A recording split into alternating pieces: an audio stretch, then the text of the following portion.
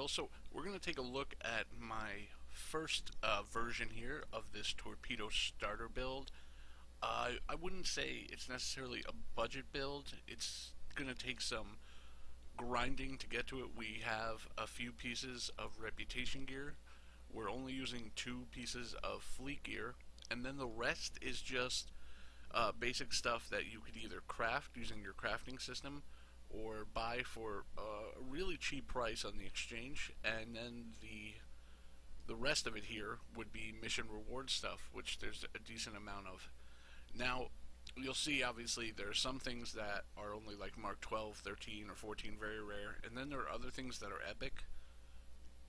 Now, obviously, I had these items already, and I had them upgraded to epic, so I did not want to go through kind of the pain and the expense of getting them again. So obviously, you know, the things that are at epic, it is an increase in damage. So, you know, if you want to take 5 to 10k off of what you see the build do, yeah, that might be fair enough. It's just kind of trying to show you the range in which this build can get. Obviously, different pilots, somebody who's more used to flying this kind of build is going to do a little better with it. Somebody who's just starting is not going to see the same kind of numbers. It's just basically to give you an idea of a good build that's, you know, not going to take you forever to kind of work toward, and will do the job pretty nicely. So you're going to see here we have 3 torps up front, and we are using 3 energy weapons here. We're using the Breen Flesh Trail Heavy Raider for our first version. This is obviously the newest version of the winter event ship that we just got, so I figured we'll start it off with this ship. It's something that most people have probably just finished getting, so right there off the bat, the ship is an easy thing to get. So yeah, we're using all photon torpedoes and then all disruptor energy weapon. So that's what we decided to go here for the starter build, if you will. So our first torp up front, we're using the enhanced biomolecular photon. This is from the Undine rep, the 8472 reputation. This torp is really nice with high yield. Using spread with it isn't bad, but you're not going to see the same numbers out of it as you will with high yield.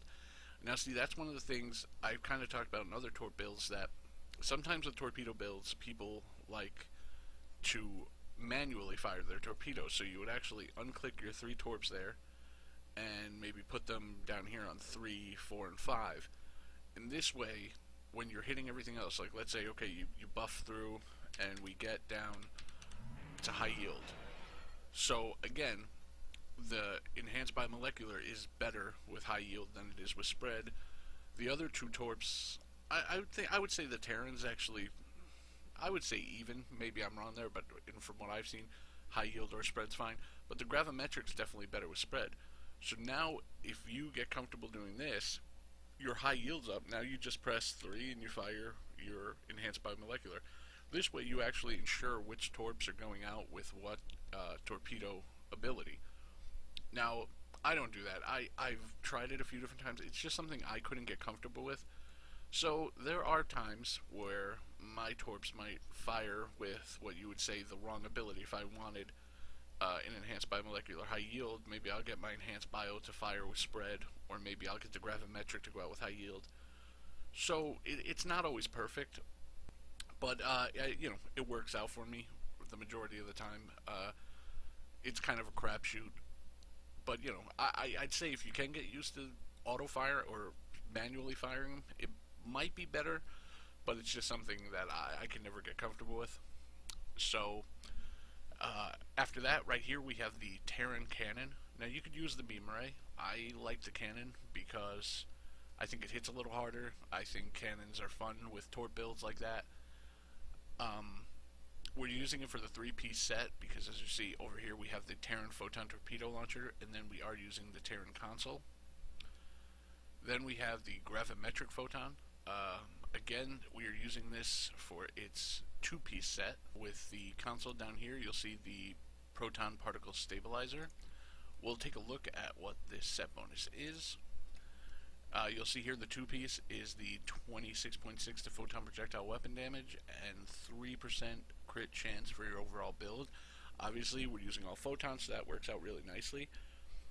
If you want what you could do too to get the 3-piece, because as you see here, it's really nice. You're going to get another 10% critical chance for photons, which again, that's what we're running, and then another just base 10% critical severity for the build. So what you could do actually is put the experimental proton weapon here in place of what I have, the heavy biomolecular disruptor turret. Now this is the 2-piece with the Undine. I have that one on here because obviously the turret is a 360, so it's actually going to fire. This is giving us a bonus to phaser and disruptor, which again we are using disruptor energy weapons, and 2% increased chance for the biomolecular proc to apply. Now, if you put on the proton weapon on the back, you're not actually going to fire it when you're facing forward, which is mostly what this build is built for. But you would get the 3-piece set bonus, which is really nice. So that's kind of up to you. They're both reputation, so it's not like you're adding another. You just would use the proton weapon in place here of the turret. And then obviously the last weapon we have here is the House Martok Disruptor. Now this is a mission reward one, so that's nice. It's easy to get, and we are using that with its console. And that 2-piece is giving us 2.5 to critical chance and 15 to accuracy. The accuracy is not really a big deal, but the critical chance definitely helps. We'll take a look at the space set. Here we are running another 2-piece here of reputation gear, the Adapted Mako. This 2-piece is going to give us a 25% buff to torpedo damage. Then it also regenerates a little bit of hull every 6 seconds and gives you some aux power. So, which the aux power actually doesn't hurt, as you'll take a look at some of the other things we're using that kind of give us bonuses based on that. Then for the warp core, I've gone with this Soul Defense. There are better ones like Iconian, obviously, shields like that, but again, I didn't want to overload this with too much reputation stuff, because kind of wanted it to be a little bit of a starter build, something that would be a little quicker to get to. So I figured the Soul was a nice one. This also from a mission. And then the Warp Core, another mission reward, the Temporal Phased Overcharge Warp Core. The reason I like using this one is because its click ability, the Temporal Phase Converter, is a 50% Bridge Officer ability recharge time reduction for 30 seconds, and plus 15 auxiliary power. So it all kind of works in with the build there, which when you're building these kind of different builds, you decide which way you want to go. We decided to go Photon Disruptor. It's kind of nice to use these different things that are all gonna work together, all these different set bonuses and different abilities. Now again, we have a couple things based off auxiliary power that are giving us bonuses, like the Butterfly console down here, which is giving us crit chance and severity based on that. And then we're also using, which we'll take a look at later, but just to let you know, the reputation traits in our space rep traits, we're using the Nakura Offensive, which is going to give you Cat 2 bonus damage based on your auxiliary power. So, it's definitely something you want to look at. Make sure everything on your build is kind of synergizing. Now here for the experimental weapon, I actually didn't notice this right here, but I'm using the one from, I believe this is from the Amari pilot ship, I think, or no, sorry, the Miradorn pilot ship. So it's not something anybody can get their hands on, but you could just put in the regular railgun, I think it is, that usually goes in there. So that's not a big deal. That's not a big part of the build, the experimental weapon. For devices, just using the reactive armor catalyst. This is a recipe you get as a mission reward, and then after that, you can craft them in your engineering tab in your R&D. They give you some temporary hit points and some actual hit points as a bit of a heal. Really nice console. Really nice device to have. And then the kinetic amplifier, which is just 30% Cat 2 bonus to kinetic damage for 20 seconds. So then we come down here. We already talked about the House Martok console. This one's really more defensive, but we're using it for the 2-piece. We have the hydraulic assembly, which is the Terran console, which goes together with our Torp and with our cannon. We'll take a look at this 3-piece since we didn't look yet. The 2-piece is giving us a bonus projectile weapon damage, and then the 3-piece is actually an activatable ability. You'll see down here, the secondary torpedo launcher. It's not a bad little activatable ability. Gives you a little more DPS, kind of fun to use, so that's why we went that way. The console itself is actually pretty much, I consider it to be almost a must-have. You'll see it's giving us aux power and weapon power, both very good things. Maximum hit points, which is nice on the Raider, and then a 0.5 second shared torpedo recharge time, which is really nice. It means that once one fires, it's going to be, 0.5 seconds faster that the next one will go off. Cut that out. And then the proton particle stabilizer here. This again is for the two-piece. The actual console, not really giving us much here. It's upgrading proton weapon damage, which we don't have that even on here. Pretty much this console is basically just straight up for the two-piece set bonus that we talked about. Then in science, we're using the 0 point, which is going to give us 1.8 to all subsystems. It's going to give us some drain, which not much on this build is going to be based off that, and then 1.8 critical chance. That's why we're using it. The assimilated module, which is giving us crit chance and crit severity. It's also giving us weapon power, hull regen, and control. Nothing here really using control, so just again, basically, the majority of what we're using this for, your crit chance and severity. The butterfly console we talked about before. This is actually buffing our aux power. Again, very nice. Giving us plus 20% maximum shield cap, which is good because anything you can to get a little more defense on this little Raider is helpful. And then obviously the crit severity and chance based on aux power. Then we come down here and we take a look at our tactical console. So we are running 2 of the fleet exploiters. These are the ones that give critical severity. Most of the time you're going to run the crit chance ones. We've gone with severity. I like to do that with the torp boats because the more severity, the harder the hits usually. So we're running 2 of those. Then we're just running 2 of the regular crafted easy warhead yield chambers that just boost straight up torp damage. And then we have the tactical counter command multi-conduit energy relay. This is actually a 3-piece. Actually, yeah, I forgot about that before. This works with the enhanced biomole and the turret. So we did take a look at what the 2-piece does, but let's take a look at the 3-piece. It gives us an activatable ability that upgrades your heavy biomolecular turret to deal damage to foes within 5 km, and applies the biomolecular incubation to all targets. So, that's, not the greatest 3-piece in the world. It's not that special, but this console actually works out pretty well because it's boosting photon and it's boosting disruptor. So it works nicely with our setup here.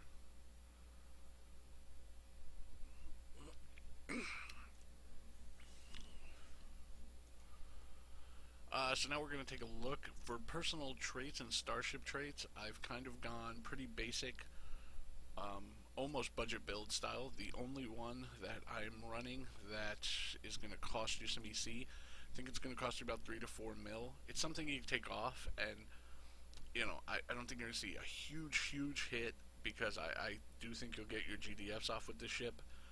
But it's a good day to die. This is one of those traits that I really recommend to everybody.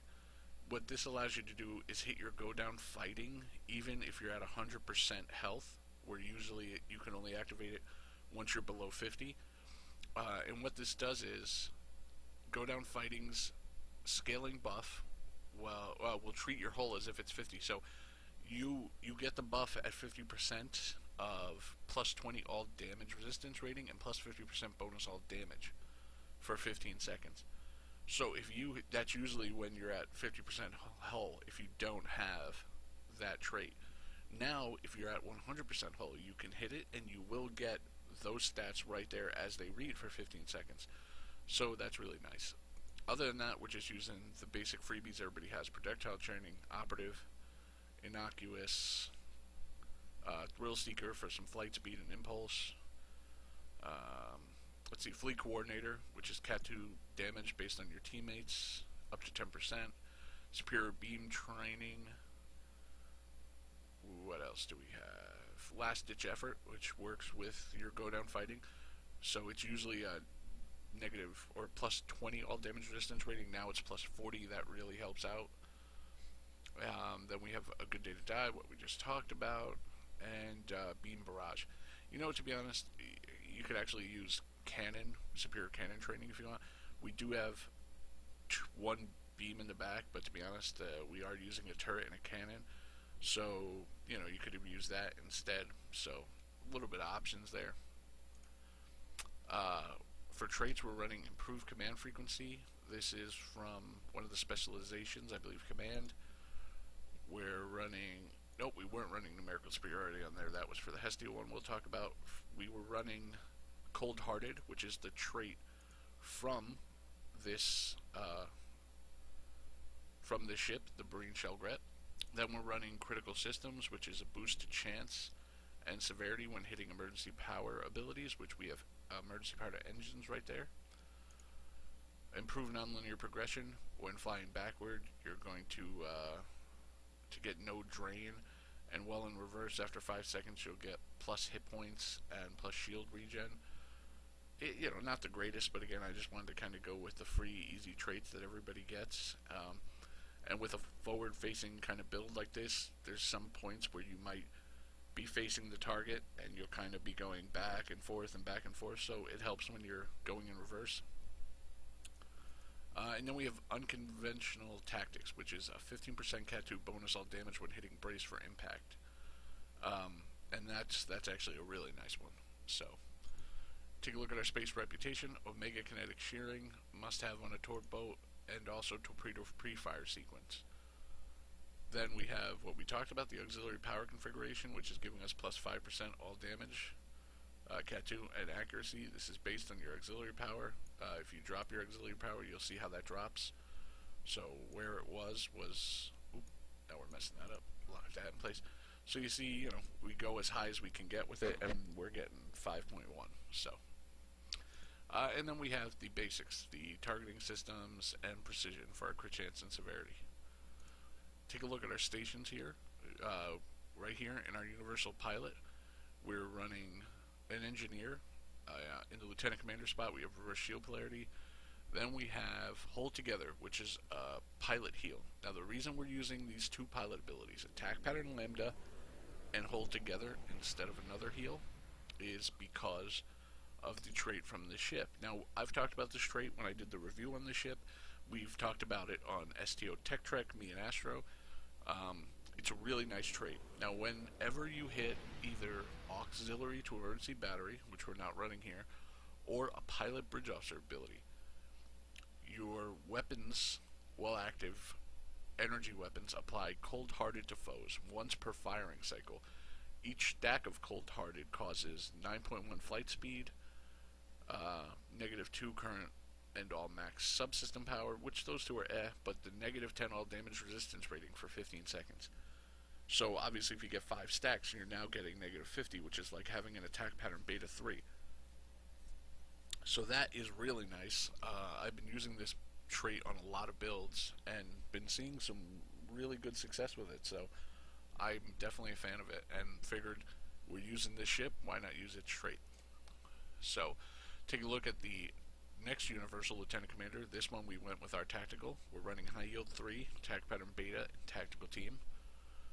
In our lieutenant, we have a science where we're using destabilizing resonance beam for the -5 all damage resistance rating and the physical damage, so that's nice. And then hazard emitters, our basic little heal there, also gives us some damage resistance and removes the hazard effects. Emergency power to engines, which we're only using one bridge officer, duty officer. The only duty officer we're running here is the emergency con hologram, because this guy is really easy to get. If you have any of the Phoenix prize pack tokens left, I think it's the green, the uncommon. In there, you can get this duty officer. Now, what happens is every time you hit emergency power to engines, you reset the cooldown on your evasive maneuvers, which is really nice and very handy. Now, if you don't have any, the Phoenix prize pack comes back quite often.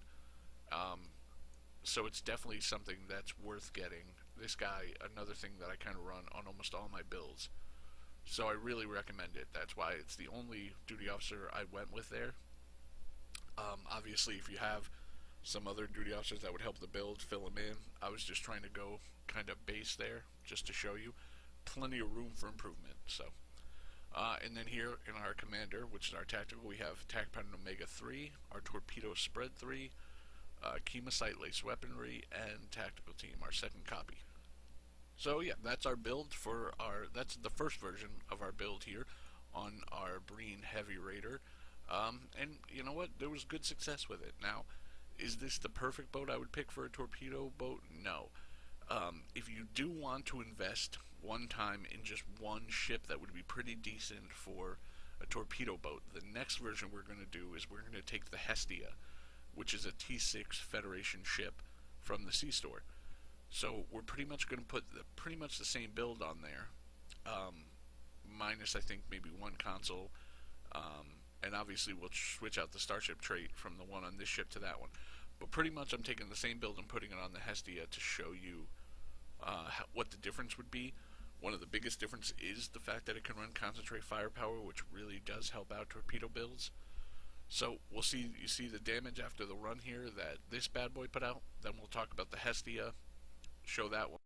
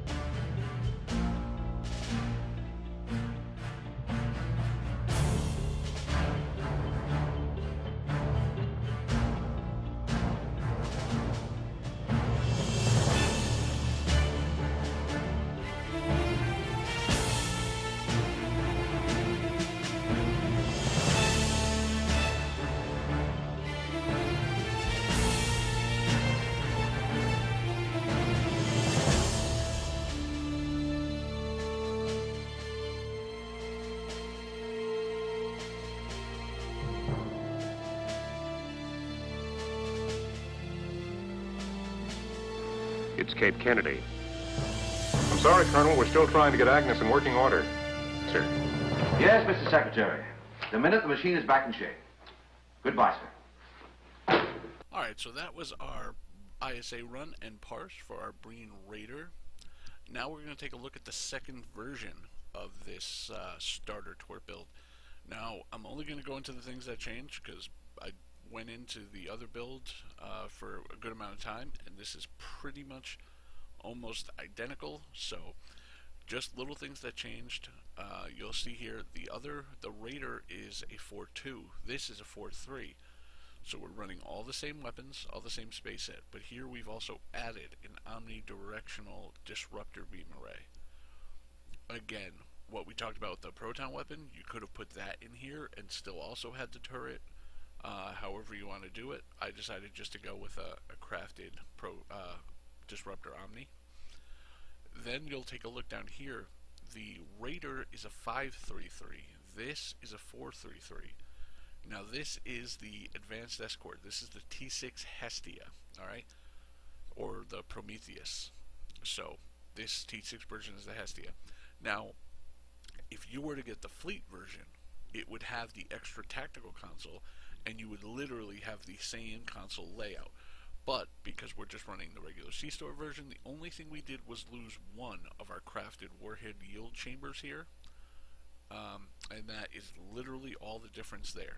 Now, trait-wise, everything is exactly the same, except for Cold-Hearted, the trait off the Brain Ship, we have swapped out for Numerical Superiority, which is the trait from this T6 Hestia. To self, plus 10 to 50% all damage based on number of allies targeting your target. So in ISA, you pretty much are looking at most everybody targets the left transformer, so you're gaining a good amount of damage there, again with the right transformer, and then after the spheres are gone, the gateway, and then the tactical cube. This is a Cat 1 bonus, but it can come in handy there, so nice trait. We didn't actually take a look at my skills before. I'll just go over them really quickly. We are running Temporal Operative and Strategist.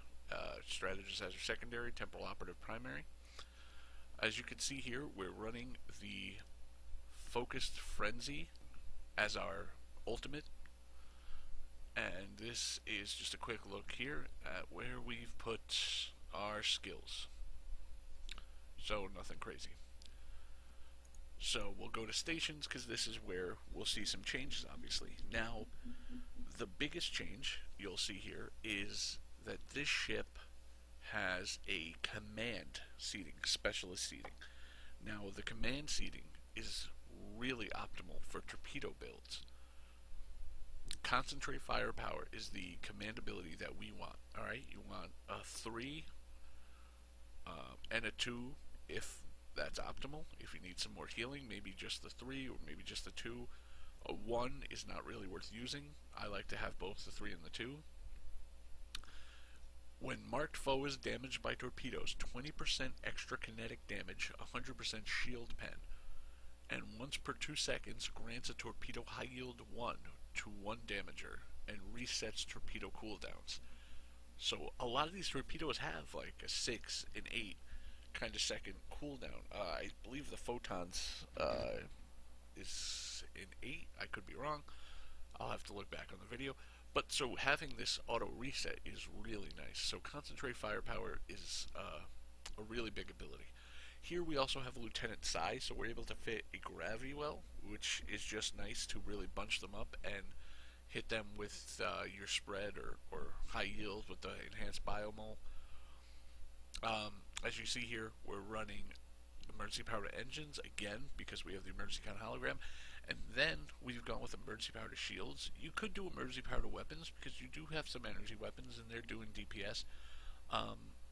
I went with shields just for a little more defense, but the biggest reason I'm using them both is, again, the trait, the same one we're using, the critical systems one. And on this one we have 2 copies, so we're getting a little more out of the crit chance and severity for that trait, which is nice. You'll see still Omega 3, a high yield 3, a beta tactical team, and then over here we have a spread 1 and Chemocyte. So a little less in the tactical abilities, but overall still nice seating, and it works out. And then, again, still only emergency con hologram for our duty officer.